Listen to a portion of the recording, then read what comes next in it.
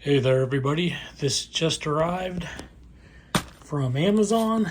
Let's get it open and see what's in there.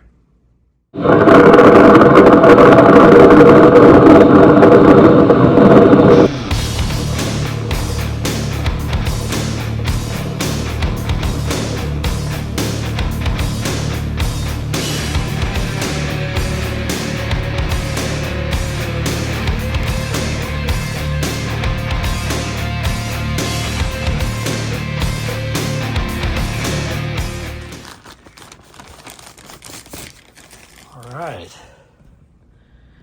looks like it's another one from Off Grid Knives. Let's see what we got here.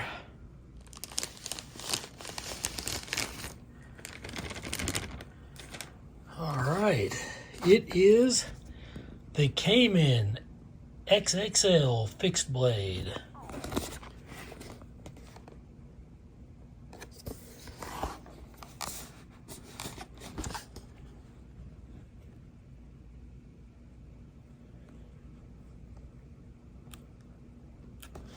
And I got the blackout version of this because I thought it looked pretty cool. So let me get this box open. All right, there it is.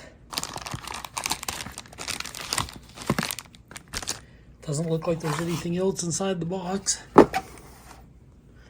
You do get this little pamphlet here telling you about some of their blades and their steel and blah, blah, blah. Got a couple nice stickers.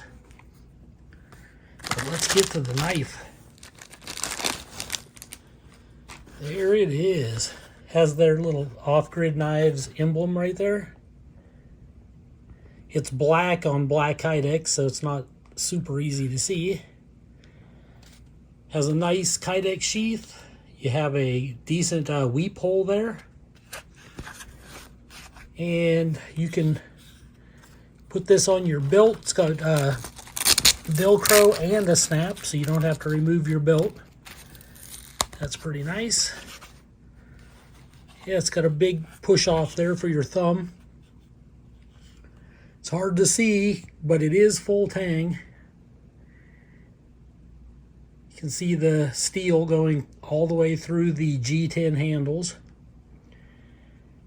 It's got a kind of a textured, like diamond print on the grip. It would come into focus. Kind of like a stippled type grip there. And it's got a lanyard hole, which you can see. But let's get the knife out of here. Wow, really nice retention. Has a nice audible click when you push it out. Wow, look at that. Nice and straight, needle sharp. It's got some jimping back here on the top of the spine.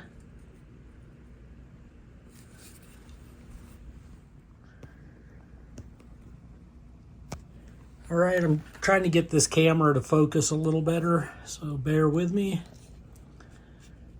Isn't that a good looking blade?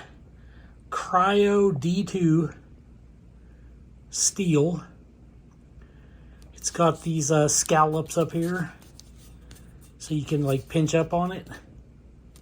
It's kind of a mid saber grind, just about dead center. But I did like that neat clip point on it. It does have a false edge on the top. It's not sharpened. But the bottom, of course, is very sharp. Really cool kind of Bowie style design. And of course, it has their emblem there, Off Grid Knives. It's like a black tumble wash, like an acid wash on the steel with the black handle. This is the one that spoke to me. I just like that all blacked out look.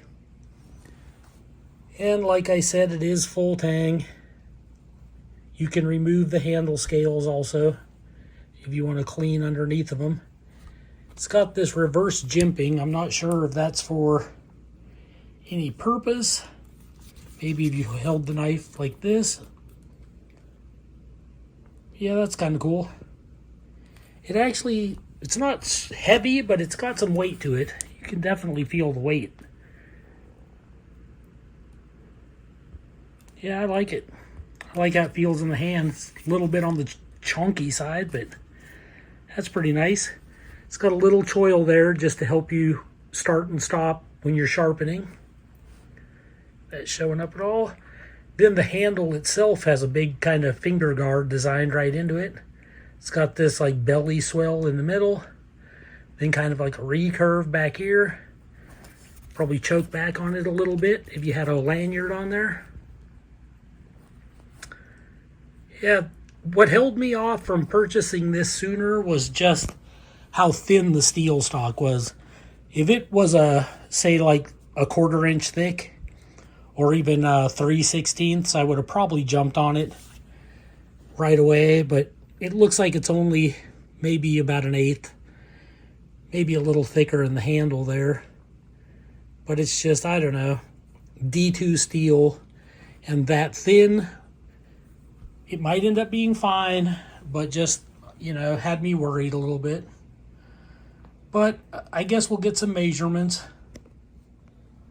Okay, you're looking at just about 7 inches on the cutting edge. And it is listed as a 7-inch blade back to the handle, of course. Overall, 12 inches. So you got a nice, about a 5-inch handle going on there. Let's see how wide it is at the widest point right here. 2 inches, just a 1/16 maybe past. So a big 2-inch wide blade. Yeah, it's about 1/8 of an inch. So it seems. Okay, the knife and the sheath together are 1 pound, 3.8 ounces. And the knife just by itself is 15.5 ounces. Just a hair under a pound. I got a sheet of printer paper here. And this is the blade straight out of the package. I haven't done anything to it. Let's see if it arrives sharp. Extremely sharp. I don't know how off-grid knives gets their blades so sharp, but wow, they really do. I mean, look at that. This thing is definitely a slicer and a piercer. Okay, just for size comparison's sake, this is it beside older Condor Rodan survival knife. This was kind of compared to the BK2 companion knife back in the day. And thickness-wise, these two are very similar. But I thought I'd show that. And here it is beside my Bark River Bravo Squad Leader 2 that I recently picked up. This is way thicker though, as you can see. Okay, here it is beside my Winkler Crusher belt knife. Just for size comparisons, about the same thickness. Here it is beside an older Cold Steel Recon Scout in Carbon V.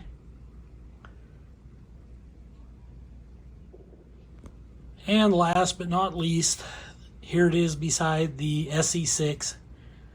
Since so many people have this SE6, you probably have a good idea of the size of this now.